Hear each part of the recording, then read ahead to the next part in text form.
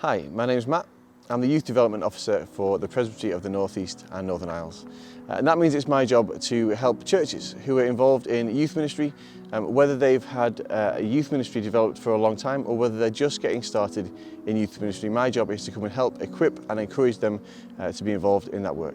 I love young people and I love youth ministry, and I believe it's important for all churches to be active in youth ministry to whatever extent they can be. But I also believe that it's possible for all churches to be active in youth ministry. When all generations come together in church, that's when we fully experience church as it should be. All generations worshipping together, coming together to love each other and to love God.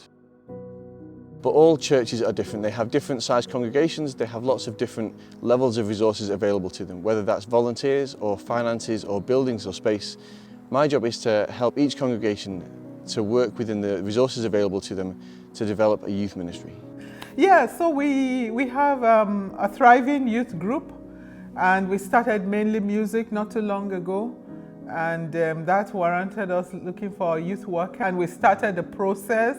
And just about that time, I think, was when Matt came in as the Presbytery youth worker, and we thought his input would be valuable, and I don't think we didn't make a mistake by thinking that way.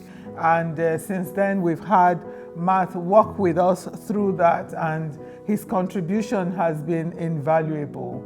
Now we're talking about calling a youth worker, conducting an interview, and you were at the meeting. You saw what the meeting was like.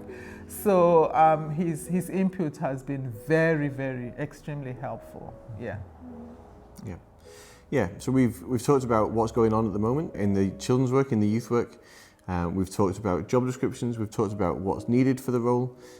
We've talked about person specifications and interview questions and all these kind of things that are just steps on the way to employing someone and having someone in post as a youth and family worker. So yeah, we've worked well. It's been good. It's been good fun. So we've made lots of progress.